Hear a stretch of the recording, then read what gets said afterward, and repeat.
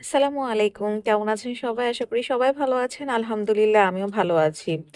এখন আমার একদম ডেইলি রুটিন হচ্ছে আমি সকালবেলা উঠেই কাপড়গুলো সব ওয়াশিং মেশিনে দিয়ে দেই। কারণ ইলেকট্রিসিটির আসলে কোনো ঠিক ঠিকানা নাই। আমার ডিউটি থাকুক আর না থাকুক, সকালে আমি ওয়াশিং মেশিনে কাপড় দিয়ে যাই। বিকজ অটোই ওয়াশ হয়ে ড্রাই হয়ে একদম অফ হয়ে যায়।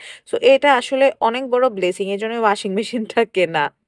আর আজকে যেহেতু ইভিনিং ডিউটি তাই রান্না বান্না করেই যেতে পারবো। আর আমি তো রসুন ছিলে রেখেছিলাম, এই ইলেকট্রিসিটি প্রবলেমের জন্য রসুনটা আর ব্লেন্ডই করা হয়নি। আজকে ভিজিয়েছি, আজকে একদম সকাল থেকেই আমি রসুন ব্লেন্ড করে ফেলবো, যেহেতু ইভিনিং ডিউটি একটা সময় তো কারেন্ট থাকবে। তো এজন্য আজকে রসুনটা বের করছি। আর সাথে হচ্ছে যে মাছ ভিজিয়েছি, কালবাউস মাছই ভিজিয়েছি। আর রান্না করব হচ্ছে ডিম ভুনা, তাই 8টা ডিম নিয়েছি, সিদ্ধ করব। এতগুলো ডিম নেওয়ার কারণ হচ্ছে আজকে ইভিনিং ডিউটিতে সবার জন্য কলিগদের খাবার নিয়ে যাব। তো এজন্যই আসলে একটু বেশি বেশি করে সব রান্না করব। তো এখন আমি রসুন নিয়ে নিচ্ছি, এখানে 2 কেজি রসুন আছে, অলমোস্ট 1.5 কেজি আমি এখানে ব্লেন্ড করে ফেলবো।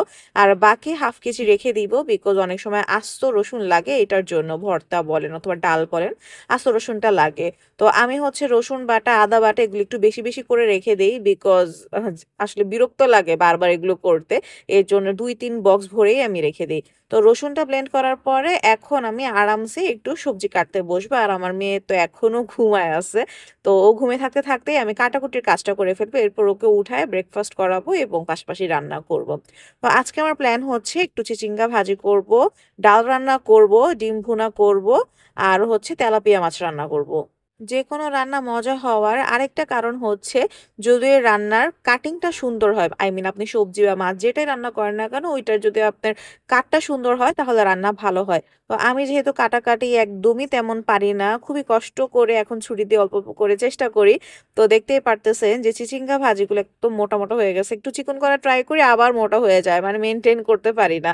তো মোটা হলে কিন্তু ভাজি এত মজা লাগে না, তারপরেও যা পারি আসলে করব। এরপর একে একে টমেটো, লেবু, মরিচ আরো যা যা আছে সবকিছু কেটে ফেলবো। লেবুটা কাটতে আমার এত কষ্ট হয়, আমি সুন্দর মানে শেপ দিতেই পারি না, এত বাজে দেখা যায়। বাট ব্যাপার না, বাসার মানুষই তো, যখন মেহমান থাকবে তখন আসলে খুব সুন্দর করে কাটা ট্রাই করবো, এখন এত সময় নেই। বাজারে কিন্তু মরিচের দাম কমেছে, এখন 1 কেজি 70 টাকা, অথচ কিছুদিন আগে মাত্র 100 টাকা দিয়ে 10টা মরিচও দিয়েছে, এরকমও কিন্তু হয়েছে। তো অনেকগুলো মরিচ কিনে রাখতে পারেন, যেমন আমার শাশুড়ি 1 কেজি কিনেছে, আরো কিনবে, মরিচের আচার নাকি বানাবে। বাট এবার কিন্তু মরিচের ঝালগুলো এত বেশি না, খেয়াল করে দেখবে। আজকে ভাবছি যে ডাল রান্নার মধ্যে অনেকগুলি মরিচ দিব। আর ডালের মধ্যে না রসুন বাটার চেয়ে এরকম আস্ত রসুন দিলে কিন্তু অনেক বেশি মজা লাগে, সাথে একটু আদা বাটা অবশ্যই দিবেন। শাওন বলে যে এখনকার মরিচগুলো যে অবস্থা, সবজির মতোই খাওয়া যায়, কামড় দিয়ে, সত্যি কথা। ওই দিন আমরা হসপিটালে মোগলাই খাচ্ছিলাম, আমি 5 পিস মরিচ এমনি এমনি খেয়ে ফেলছি চাবায় চাবায়, আমার ভালোই লাগে, আর আমি তো একদম ঝালখোর, তো প্রবলেম হয় না। আর একটু টমেটোটা মোটা মোটা করে কাটছি, কারণ ডালের মধ্যে একটু টমেটোটা মোটা মোটা ভালো লাগে। আর ইদানিং টমেটো হচ্ছে একটু মানে কাঁচা কাঁচাই আনতেছি, এজন্য যে কোনো রান্নার শুরুতেই টমেটোটা দিয়ে দিই। আদারওয়াইজ দেখা যায় যে একদম রান্নার শেষের দিকে টমেটোটা দেই, তাহলে তো গলে যায়। আর এখন একটু যেহেতু কাঁচা কাঁচা শক্ত, তো একদম রান্নার প্রথমেই দিয়ে দিই, তাহলে একদম সুন্দর মতো হয়ে যায়। তো এখানে আমি ডালটা বসাই দিছি মাখায় একদম পানি দিয়ে। আর এই চুলায় হচ্ছে আমি ভাজি করব। ভাজিতে না নর্মালি একটু তেলটা বেশি হলে খাবার খেতে মজা লাগে, তো দেখা যায় যে আমি একটু ভাজিতে তেলটা বেশিই দিই।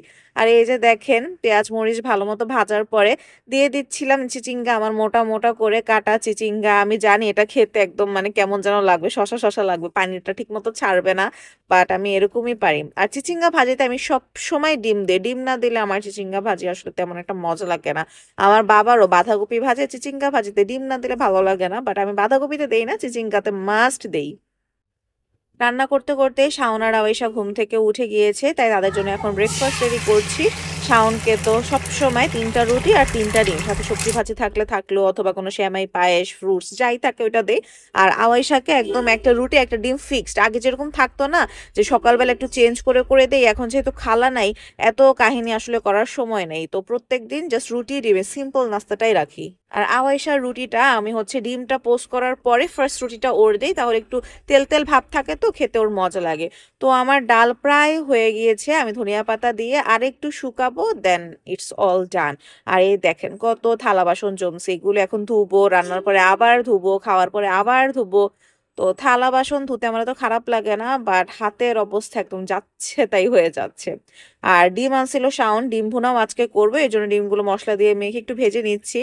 আর তেলাপিয়া মাছ রান্না করব। মাছের সাইজগুলো হচ্ছে অনেক বড় বড়। আমি ফার্স্টে ভুলে বলছি যে কালবাউস মাছ, এখন ভিডিও এডিট করতে গিয়ে দেখতেছি যেটা তেলাপিয়া মাছ ছিল। তো তেলাপিয়া মাছ না আমরা হচ্ছে একটু বড় বড়ই আনি, তাহলে খেতে মানে খুবই মজা লাগে, 1 কেজি সাইজের উপরে আনি। তো আমার এখন উচিত ছিল যে রান্নার সময় একটু কেটে রান্না করা, একটু ছোট পিস করব, যেহেতু আমি হসপিটাল নিয়ে যাব। আর আমি বলছি না যে বাসায় বাজার একদম শেষ, তো ওই তেলাপিয়া মাছে 1 প্যাকেটই আছে। তো কাটতে আমার খুবই কষ্ট লাগে, মাছ কাটতে গেলে দেখবো যে একদম ছেঁড়া বেড়া হয়ে যাবে, তাই আর কাটি নাই। আর তেলাপিয়া মাছ আমি আসলে মেনলি যেভাবে রান্না করি সব সময় হালকা ভেজে, এরপরে পেঁয়াজ মরিচ ফালি, তারপর টমেটো, তেল এবং সব যাবতীয় মশলা একসাথে মেখে এভাবে সাজিয়ে বসিয়ে দিই।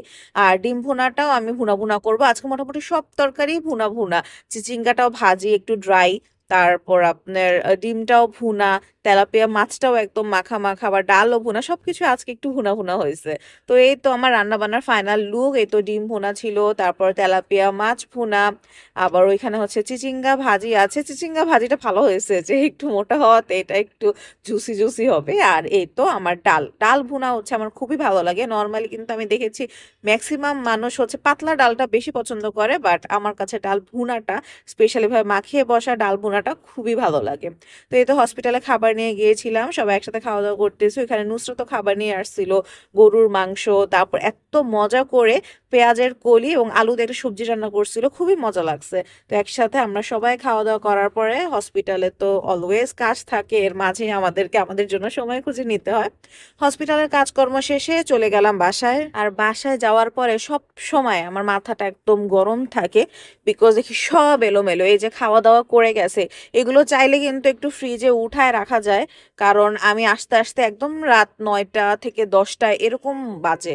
তো খাবার এমনি বাইরে রেখে দিলে, স্পেশালি ভাতটা রেখে দিলে ভাত কিন্তু নষ্ট হয়ে যায়, একটু ঘেমে যায়, ভিজে যায়। তো এই জন্য আমার একদম মাথাটা গরম হয়ে যায়, বাট কে উঠায় রাখবে, বিকজ শাওন তো সে আগেই বের হয়ে যায়। আবার খালাও, নতুন একজন খালা যে আছে, সে শুধু ঘর ঝাড়ু মোছা করে, তারও মাথায় থাকে না, বুঝেও না যে কি করতে হবে। আর মা তো আওয়াইশাকে নিয়েই হচ্ছে এত দৌড়ের উপর থাকে, আবার আমার বাসার কাজ কখন করবে। এই তো দেখেন যে আবার কত থালা বাসন জমানো ছিল, সেগুলো ধুলাম। তারপর সিঙ্কটা তো মাস্ট প্রতিদিন পরিষ্কার করতেই হয়, কারণ সিঙ্ক পরিষ্কার না করলে এত বাজে গন্ধ আসে, প্লাস নোংরা থাকে। সিঙ্ক যতক্ষণ পরিষ্কার না করবেন আপনার রান্নাঘর পরিষ্কার না মনে করে নেবেন। আর মা হচ্ছে দুধ আনছিল, সেগুলো আবার ফ্রিজে রেখে দিলাম। আর এখন হচ্ছে আমার মেয়েকে ঘুম থেকে উঠালাম, ও সন্ধ্যার ঘুম দিছিল, দেখেন রাত 10টা বাজে, সে এখন মাত্র ঘুম থেকে উঠছে। তাহলে রাতে কখন ঘুমাবে? এই জন্যই আমাদের রুটিন এমন, আমরা রাতে 3টা বাজে ঘুমাই, তারপর দুপুর 12টা বাজে ঘুম থেকে উঠি। কিছু করার নেই, কারণ আমি নাই, আওয়াইশা খেলাধুলা করে টায়ার্ড হয়ে ঘুমাইছে এখন। আর এখন রাতে 11টা বাজে যে যুদ্ধ জয় করতে বসছি, তাকে খাওয়াইতে বসছি। আর 12টা বাজে যে আমার জামাই আসছে। এই ছিল আজকে আমার ভিডিও। সবার কেমন লাগলো জানাবেন, ভালো লাগলে শেয়ার করবেন। Thank you for watching.